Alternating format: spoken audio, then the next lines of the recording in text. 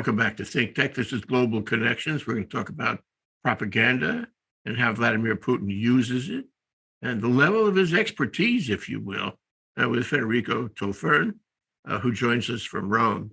Welcome to the show, Federico. Hello, thank you for having me. It's an interesting topic because when you start looking at propaganda, you find that we are virtually swimming in a world of propaganda. Do you agree? I absolutely agree.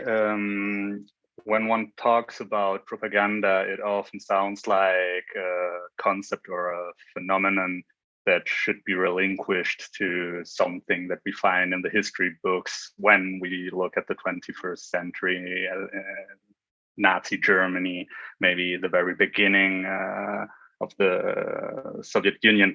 But in fact, propaganda surrounds us. And I would actually say that with the progress in the technological field, the possibilities for propaganda have dramatically increased. And now we're facing kinds of propaganda that are micro-focused, that are multifaceted, and that can be actually weaponized and adapted to a multitude of situations. So I completely agree with the initial statement that propaganda is something we are facing on a day-to-day basis, and it's part of our daily life, I would say.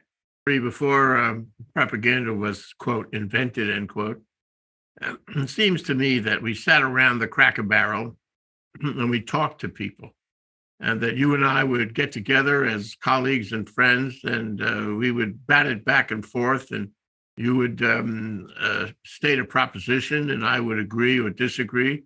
We would analyze it together. We would examine our sources, and maybe ultimately we come closer on what the truth was. But in today's world, that conversation has been replaced. It's been replaced by mass media. It's been replaced by social media. And there is no Cracker Barrel anymore. There's no, or not nearly as much of the one-on-one or personal conversation where human beings can discern the truth. Do you agree with that? I would say yes, and I think that the primary problem lies in the sheer magnitude of information that we can actually access in the cyberspace, in the modern information space, and the fact that there is no selection in the information that we can actually access. So we can find a report, a dossier from highly regarded scientist that is academically sound and scientifically accepted, let's say, and in the same format, using the same kind of presentation, if you will, we can find the opinion of Mr. X, Y, and Z that just debunks the scientist and thinks he has the same authority to speak on certain highly complex issues. And this took and takes pretty much away this next step that you were mentioning about the dialogue between people, selecting some ideas, some contrasting views, and then trying through the dialogue to access some kind of mutual or agreed upon truth. So this step that we could call the dialogue on available information was took from the general public, I would say, and replaced with people and information that is contradicting itself and messes up the whole process of finding the actual truth, the actual factual basis. So the end result is kind of an apathy on the side of the end receiver of the information that is just taking in as much as possible, and at the end of the day isn't any wiser, but just knows something was said, some kind of information was accessed, something is happening, but without any kind of critical evaluation of the information that was actually thrown on him. So yes, we are moving in a space, in an information space, in an era of information, which makes things pretty difficult to the average Joe, I would say, when it comes to understanding the world and actually understanding the information that is presented to him or her. you talk about critical analysis, and I think that includes critical thinking. And critical thinking requires a certain amount of education, requires a certain ability to push back, ability to say, well, not everything that comes my way is true. Education has changed. Civic education has changed, probably all over the world, and especially in places where the educational system doesn't want people to do critical thinking. And so I think in recent years in this country, in America, our educational system does not include, that kind of education. And so we are more vulnerable to accepting the public message. It seems to me that when you have a person in apparent authority telling you something, and then another person, it's all staged, of course, in the way of propaganda, another person telling you the same, here, let me give you some Latin. Repetitio mater studiorum. If I repeat it often enough, it becomes the truth, even if it is not the truth. And I think that's one of the specific discoveries that Goebbels made in Nazi Germany. He found the technology, and you mentioned before about the sociology. He found the sociology to make large numbers of people agree with something that wasn't true. What do you think Goebbels gave the world? And he didn't give me anything, but or you. What do you think he gave the world in terms of perfecting this sociological connection? I think just for our viewers to understand, when we talk about Joseph Goebbels, we're pretty much talking about the chief propagandist of Hitler in Nazi Germany. He acted actually as the minister of propaganda, if I'm not mistaken, and he perfected this kind of state-sponsored, state-guided narrative that steers the general discourse within a nation, which decides the kind of thought, the train of thought of entire generations and of entire families, of an entire society, and tries to adapt this kind of hive mind oriented narrative in a way that furthers the interests of a dictatorship. So Goebbels discovered that not only the printed media would further the interests of the Nazi party, of Nazi Germany, but the use of new technologies like the cinema, like movies, like photography would help dictatorship legitimize itself in the eyes of the people.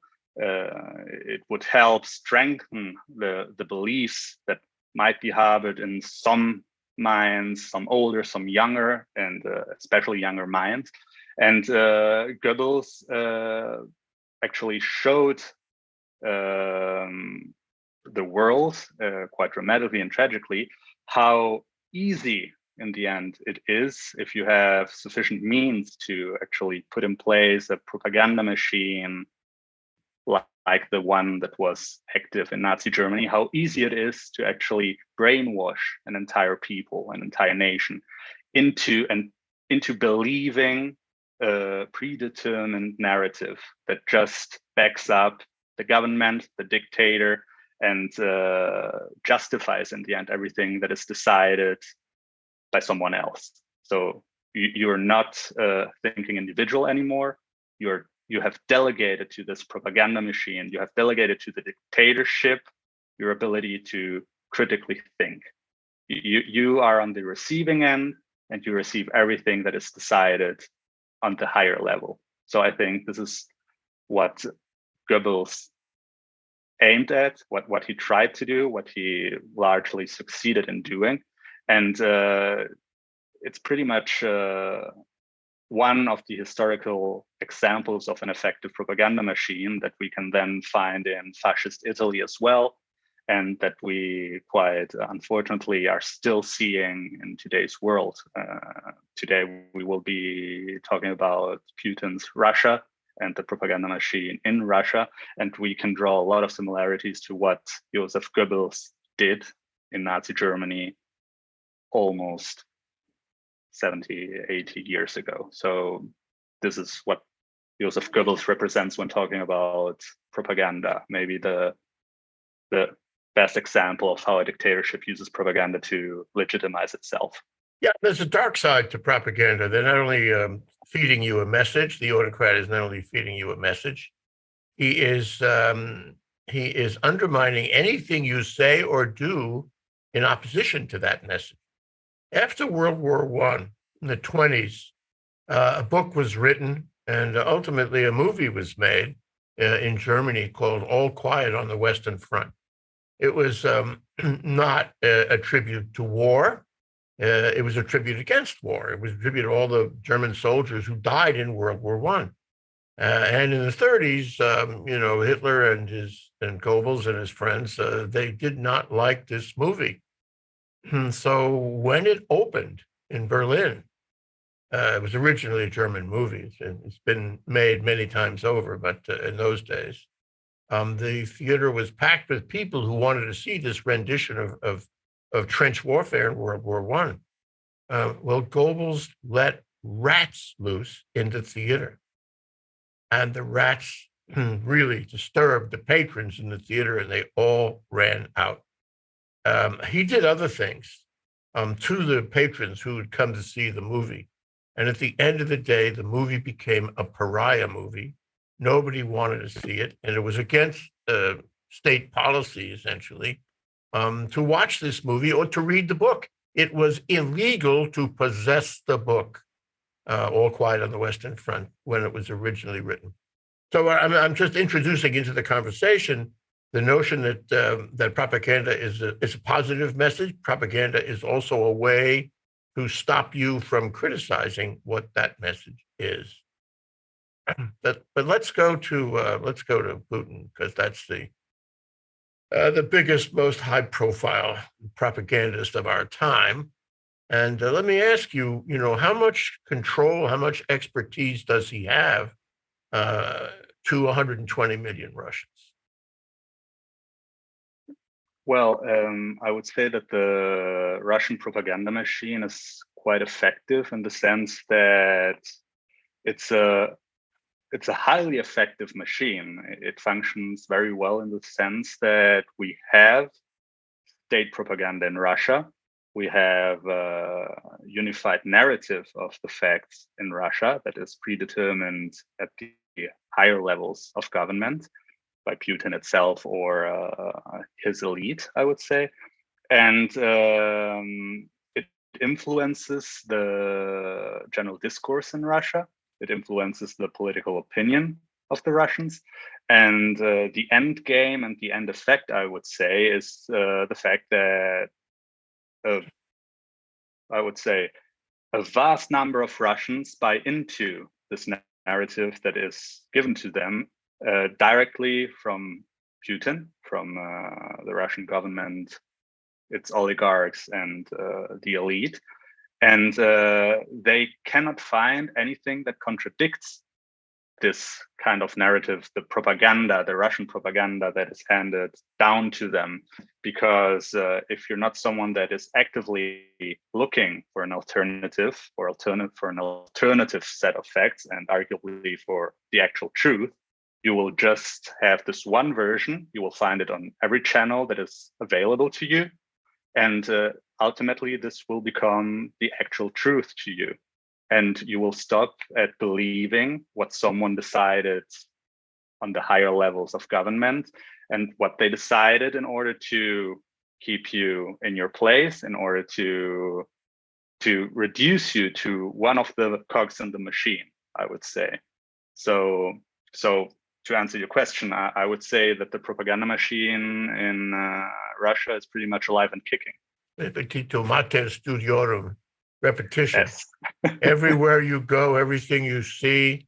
And my understanding is the Russian state TV, it's not like, the TV you would see in Western Europe or in the US. There's not a whole lot of diversity. Mostly it's people from the government or sympathetic to the government repeating the message that Putin is great, that Russia is great, that the war is great. After a while, you don't know of any other possibilities for the truth. And that's been going on for a year. But I think it's very interesting, though, that on Russian state TV and other state media, Putin, who controls all of this, has sort of changed his tune.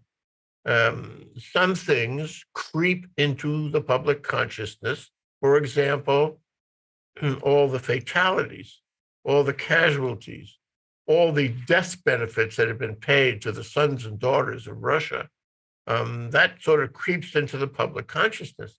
So a good propagandist has to deal with that. He can't deny it because they all know it from external information that is, undeniable. So he has changed his way of dealing with it. Can you comment on that? This is not static. This is dynamic. And in a strange way, it reflects the changes in our times. Absolutely. I would firstly like to just pinpoint and identify some constants in the Russian propaganda machine, because as you said, correctly said, the situation evolves as the war progresses. If we start looking at the propaganda machine from the beginning of the invasion of Ukraine, and the propagandists need to face an evolving situation, but there are some general guidelines that do not really change in the Russian narrative and in the way Russia makes propaganda, proposes propaganda to its audience. Because if we look at the discourse, the propagandist discourse in Russia, we see that it's always pretty much adherent to something that might be described as an emotional state of narration. So it's emotion-based. So we're not looking at facts as a scientist does, as a jurist should do, but we're looking at it through the eyes of emotions, through the filter of emotion. So this already makes things so much more difficult to decipher. So it's always a discourse that's driven by rage, blind hate, some kind of feeling of revenge, and the information that's proposed is always contradictory in itself. So it's not easy to understand from the get-go what is being told, but it's what is actually being narrated, what the information actually is trying to tell me. We have a leitmotif that has been construed in the years by the Russian propagandist machine that Russia is great, but we have enemies that try to destroy us, but in the end, we will eventually show them. So again, something that pretty much adheres to basic emotions of the human dimension. So the fact that we have this kind of standard mix enables Russian state propaganda to adapt quite swiftly to an evolving situation, because the ground rules do not really change. We're always in a very emotional discourse that eventually boils down to some kind of imagery of struggle and kind of survival to an existential threat to Russia and the Russians. And the fact that this is actually part of the propaganda strategy in Russia, the fact that the propaganda is actually enforced. Because even if I don't buy into the Russian propaganda, I will eventually face penal sanctions. I will face repression. I mean, we all remember images of people going into the street in the days following the invasion of Ukraine with a sign which simply read, "Stop the war. I am against the war." There was actually one example, one situation where someone was just with a white sign on the street, and they were all arrested and faced charges for treason or something along the lines of the concept of treason. So on the one hand, you have this narrative, which is pushed on a day-to-day basis by the chief propagandists of Putin, like Vladimir Solovyov, or I think she's the director of Russia Today, Margarita Simonyan, that try to steer the conversation, always starting from a very emotional plane, and always trying to justify the actions of Russia by pointing at others, by pointing at the West, by pointing at the common enemy that in some strange ways always is the NATO, Europe, Ukraine by proxy. And this propaganda is then enforced by the state apparatus, so the security forces, the Secret Service, and things are made more difficult if, and I'm trying to get back to our initial thoughts of this episode, but the fact that we are now in an era where we have social media, we have to take into account the cyberspace. So we have a multitude of news outlets that are all governed by a central authority, the state, the Russian state, and that all kind of propose the same rhetoric, the same narrative. So it's very difficult, I would imagine, for someone in Russia to not buy to some degree into this kind of predetermined propagandist narrative. So this is how I see the system working in Russia right now. Just to sum up my thought, and the very fact that the propagandist discourse in Russia, if we look at the talk shows from Solovyov, it's always countering one fact with a multitude of false counter arguments.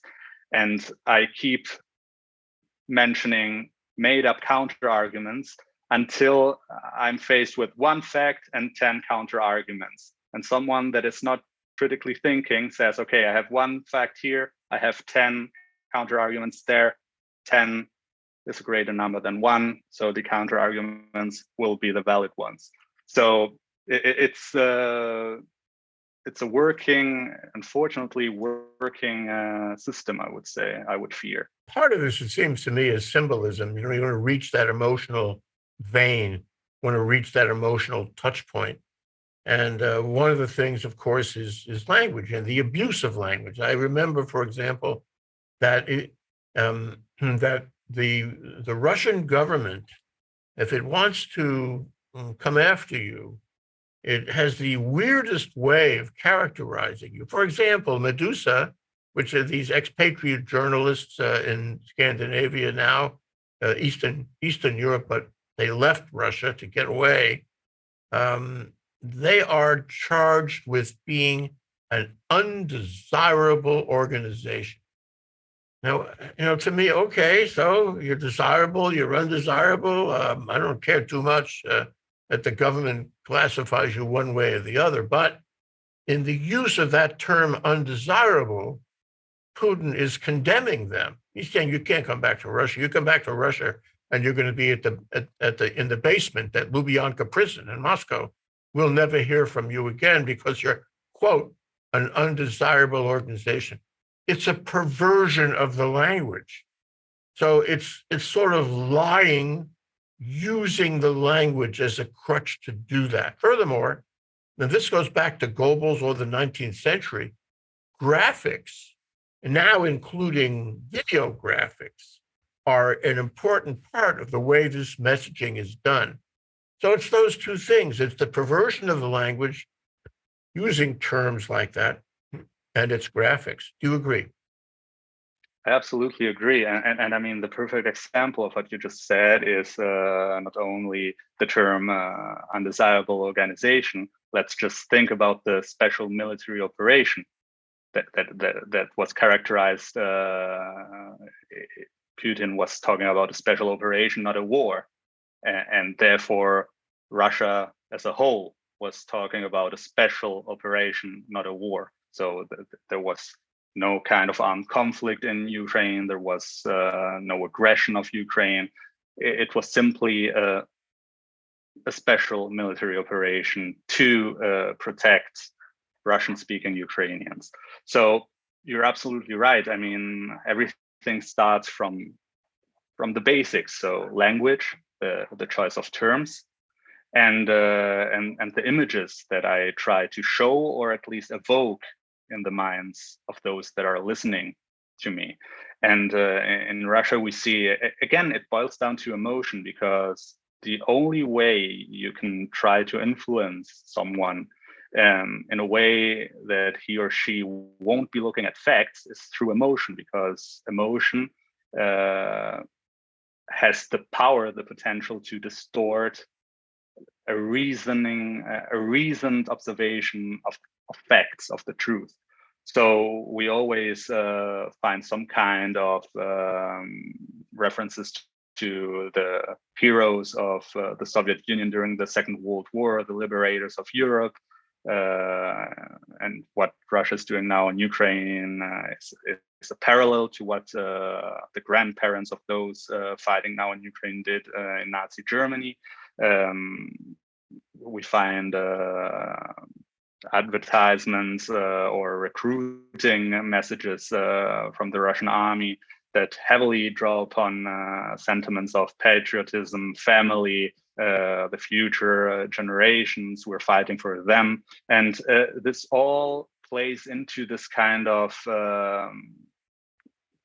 master plan of using emotion to distort reality and changing the narrative in a way that is favorable to a regime, to a kleptocracy, to a dictator like Putin is.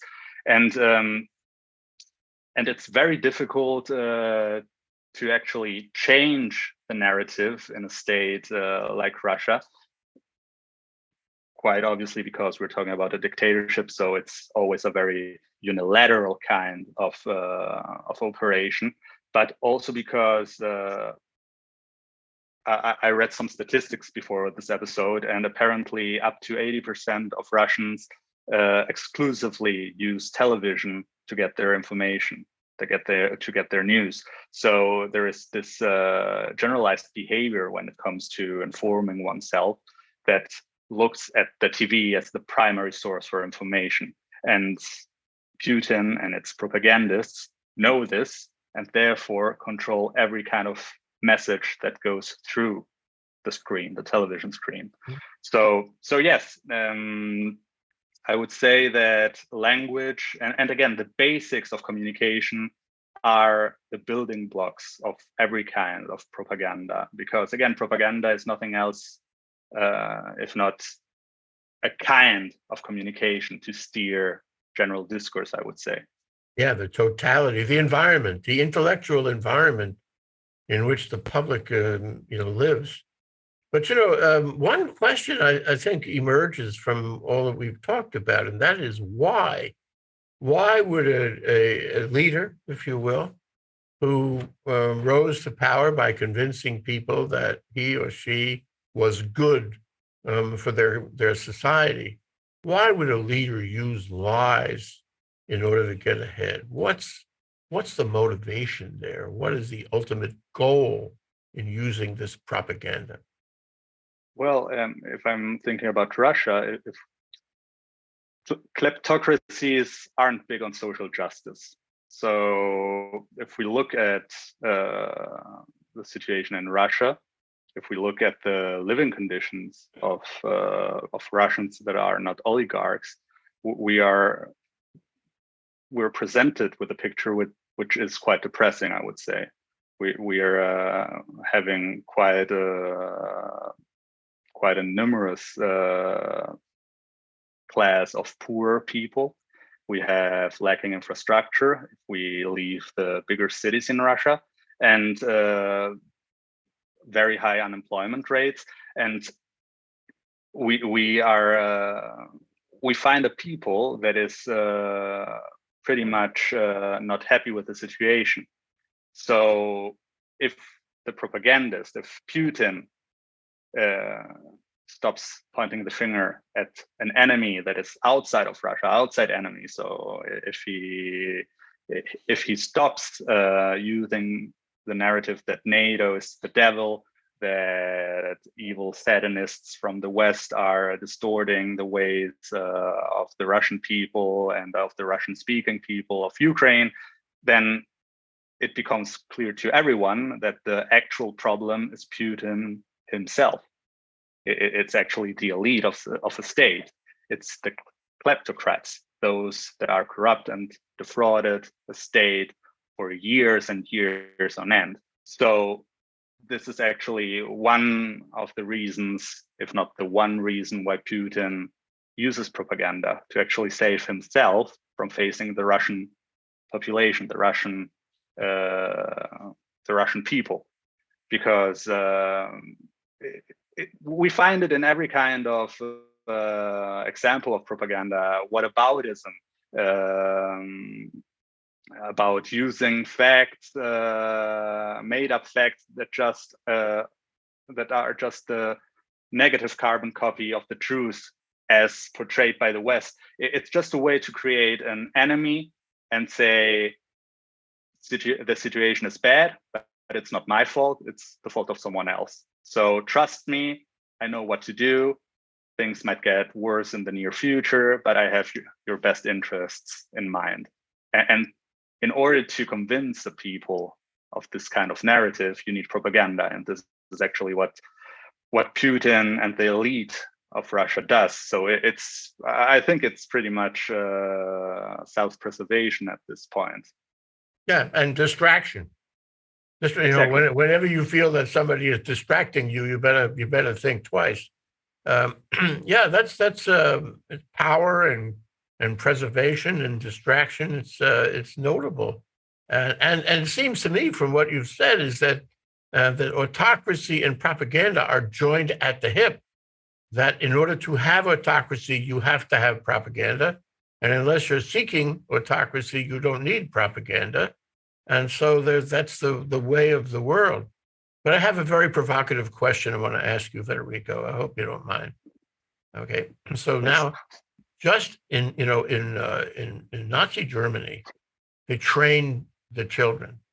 Hitler Youth in all the schools, they immersed the entire population, but especially the population coming forward, the young people, into whatever the message was. And they became convinced it was central in their lives and they could tolerate everything because of that distraction, that training. So now we have Putin doing propaganda at all levels, immersing the Russian public, the Russian society in his lies, his propaganda. And the question I put to you is, how in the world can you reverse that? If you have hundreds of millions of people all convinced that, that Putin can do better, that Putin's, enemies are their enemies, that it is better for the Russian state to follow him in every way. And then one day he's gone. One day it's somebody else who may not feel the same way about it. However, the Russian public has been brainwashed.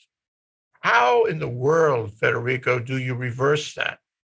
It takes time, but I would like to answer this question, which is a legitimate question, with some kind of hopeful example of the past. I am German, I'm half German, and maybe Germany is the perfect example of how a people can change in time, how a nation, how generations that took part or were part of a regime, a dictatorship, can reverse to some extent what they have been told for years during the dictatorship and face the responsibility as a people that they carry because of their past, their autocratic past.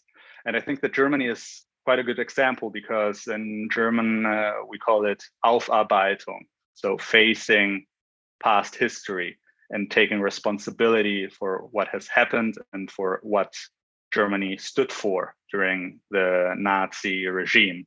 And so this is to say, I think there is always hope. Things need to change in order to affect change. So we need to get rid of Putin. That's step number one, I would say. And only once the context changes to a sufficient degree, a people can start facing its own responsibilities and come to terms with their past. And this works through dialogue, I would say. Again, this is maybe the fil rouge of our discourse today. There is a need, an existential, necessary need for dialogue, for opposing ideas to confront each other and try to come to some kind of compromise, which ultimately might be described as the truth. So I think that there's hope. There is no such thing as a lost cause, I would say. It takes time. I mean, what I just described did not happen overnight. It didn't happen in 1 year from 1945 to 1946 in Germany. It took time, and what I called Aufarbeitung, this facing people, the German people, the Germany's responsibilities for World War II and for the Nazi era is an ongoing process, and it becomes actually a responsibility for newer generations as well to carry the memory of what has happened in the past and what we have to do in order to prevent anything similar to happen again. So I think that, again, there are no such things as lost causes. So I would hope that someday the situation in Russia improves and the autocratic minds start changing. And I hope that it happens sooner than later. I join you in that, Federico. I join you in, the possibility of optimism here. But I would ask you this one last point, and that is, in the past we've seen historical turns of event, which unchained a given society from propaganda messages. Those things have been preceded by war, internal revolution, or profound disruption of the society. So people took another look at it. That certainly happened in the case of Germany and Italy, for that matter.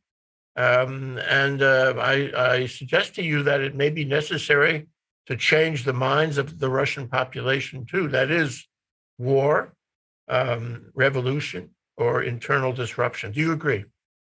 Yes, I agree. I mean, what I just described, this kind of message of hope, is not something that just happens overnight. Once again, it's not something that will happen with the same ground rules as we see right now. There needs to be a shock in a society in order to reevaluate the choices of said society as a whole. And this kind of shock may come in the form of internal revolution, uprising. In the most dramatic outcome would be war, civil war. But there needs to be a shock. This is out of the question. So it's not something that just happens, and it doesn't happen naturally. This I'm well aware of. So even if Putin is replaced by, let's say, Prigozhin would have actually been successful with his 24-hour rebellion, I don't think things would have changed as such. So what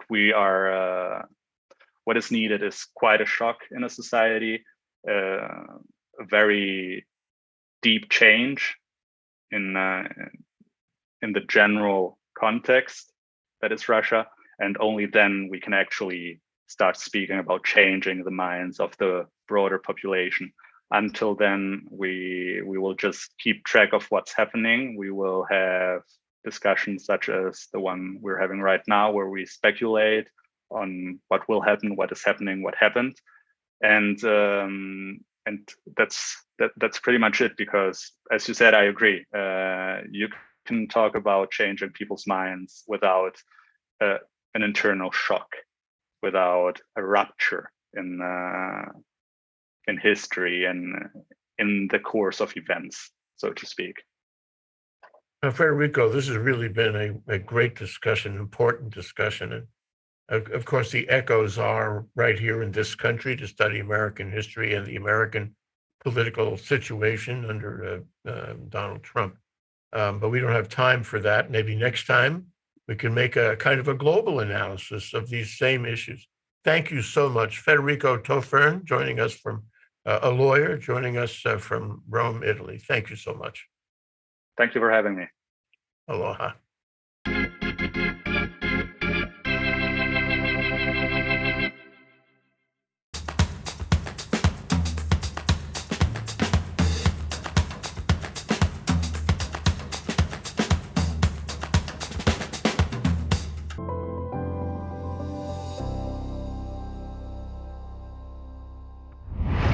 Thank you so much for watching ThinkTech Hawaii. If you like what we do, please click the like and subscribe button on YouTube.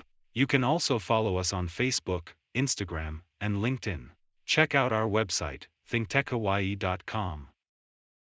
Mahalo.